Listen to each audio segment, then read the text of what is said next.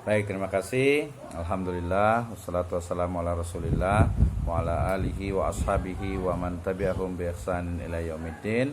Wa ba'd. Terima kasih atas kehadirannya pada kesempatan kali ini. Insyaallah kita akan melanjutkan dari perkuliahan kita dalam subjek statistik ya. Tadi kita sudah membahas terkait dengan data dan juga sampling ya. Saya akan ulang kembali terkait dengan data ini ya, karena dalam penelitian itu yang paling penting itu adalah memang data ya, karena data yang tidak valid otomatis akan menjadikan penelitian kita itu tidak optimal ya, bahkan tidak bisa dipertanggungjawabkan. Oleh karena itu data menjadi inti dari pembahasan. Selain nanti setelah data itu ditemukan, baru nanti ada yang namanya analisis ya. Jadi ini saling terkait. Data harus valid, kemudian cara menganalisisnya juga harus benar. Nah, terkait dengan data tadi saya sudah sebutkan. Ustaz, maaf memotong. Di sini baru maghrib, saya baru buka puasa. Saya sholat sebentar ya. Ya boleh, nggak apa-apa. Minta ini aja recordingnya. Ya oke, terima kasih. Kita masih di record, lanjut. Ustaz. Tenang aja. Ya baik, kita lanjutkan. Tadi kayaknya agak sedikit salah ini kayak salah jam mungkin ya. Insya Allah agak sedikit ini. Baik, kita lanjutkan. Tadi kita sudah sampai kepada data ya, kemudian juga teknik pengumpulan data. Nah, kita sudah sampai di sini ya. Jadi bagaimana cara kita mengumpulkan data, khususnya data yang sifatnya itu kuantitatif ya.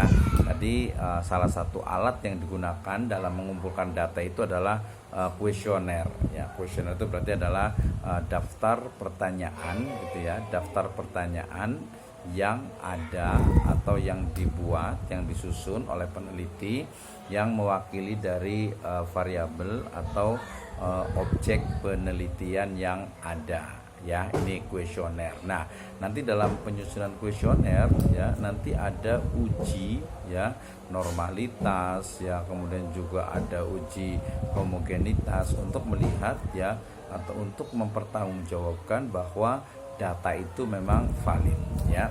Yang pertama adalah kuesioner. Jadi kuesioner itu adalah kumpulan dari pertanyaan-pertanyaan yang ada dalam sebuah kuis ya, atau pertanyaan yang nanti diberikan kepada responden. Responden adalah orang-orang yang menjadi subjek dari penelitian kita. Oke ya, itu yang pertama. Yang kedua adalah wawancara terencana atau interview ya. Interview ini ada yang terstruktur dan ada yang tidak terstruktur. Maknanya bahwa interview ini ada yang memang dia interviewnya itu dituliskan pedomannya ya. Terstruktur itu artinya dia diurutkan pertanyaan-pertanyaannya gitu ya, sudah dituliskan.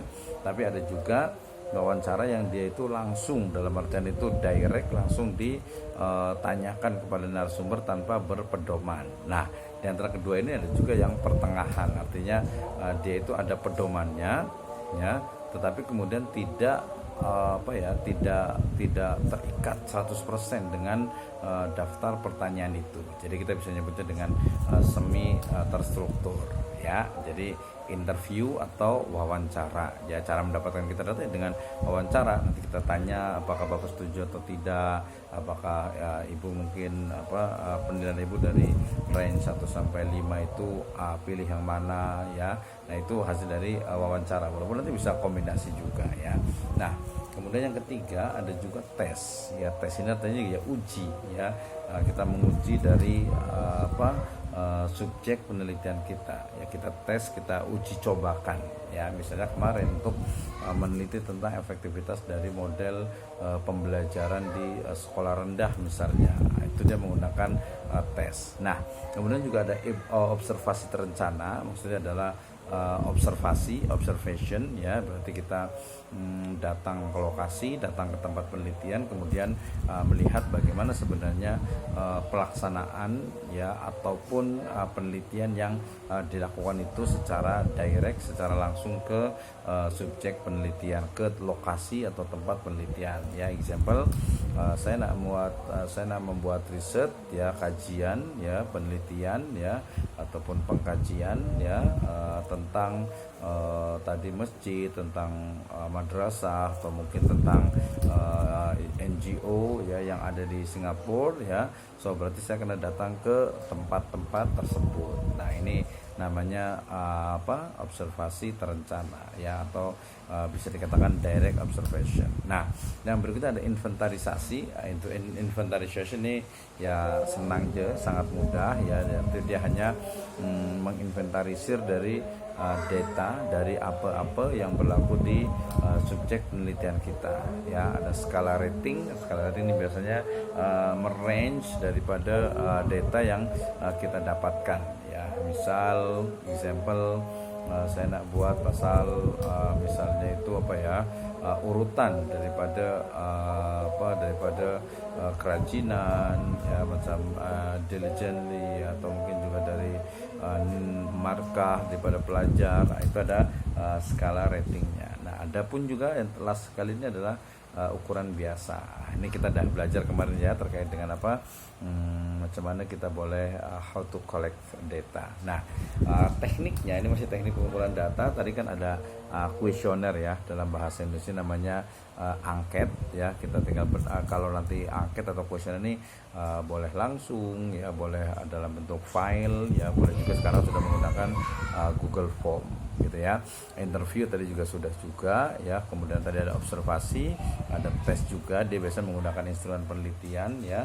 Ini ada tes, ada post test, ada pre-test, ada post test. Ada juga tadi yang berikut ada dokumentasi, itu menggunakan instrumen penelitian berupa daftar checklist ya. Jadi itu biasanya ada dokumentasinya. Oke. Nah, kemudian tadi ketika kita bicara tentang data juga, ini ada namanya data berdasarkan pengumpulannya. Jadi ada cross section ya. Cross section ini datanya ya memang hanya itu saja. Nah, ini kita kemarin udah bahas ya, dari dua. Jadi ada data yang memang hanya tahun tertentu ya, ada juga data yang mungkin tahun 1, 2, 3, 4, 5. Itu namanya time series. Nah, persyaratan data ini tadi saya sudah cakap dari awal. Data ini dia kena betul-betul goals daripada data itu kita betul-betul pahami ya. Kita nak buat penelitian tentang apa, tujuannya harus jelas ya, relevan nih ya, berarti dia harus sesuai dengan masalah yang diteliti ya. Macam saya nak buat penelitian tentang pengaruh dari puasa Senin Kemis nih terhadap misalnya markah atau terhadap prestasi siswa, atau mungkin pengaruh daripada tempat tinggal terhadap kerajinan dalam belajar atau dalam sholat ya, atau mungkin pengaruh teman ya terhadap misalnya itu keagamaan seseorang. Kita diingatkan dengan satu hadis, almar'u ala dini khalilihi ya, seseorang itu bersama dengan agama yang teman dekatnya. Jadi ada tak pengaruh teman terhadap agama seseorang? Itu karena kita hadisnya udah jelas lah secara perspektif agama, kita udah yakin 100% ya. Tapi kalau kita pun kena tengok daripada di Singapura macam betul tak macam itu, ada tak yang mungkin ada perbezaan ya. Jadi dia betul-betul harus dia kena relevan ya, jadi sesuai dengan masalah yang diteliti. Kemudian juga up to date ya. Macam saya nak buat penelitian di tahun 2002, tapi saya dapat dari data satu organization mungkin tahun 2015 atau mungkin 2012, dia sudah out of date, maknanya data bagus lah, dah ketinggalan zaman ya. Pun juga nanti dalam teknik sampling itu kena representatif, maknanya data itu harus diperoleh dari sumber yang sesuai dan mewakili daripada kondisi sebenarnya.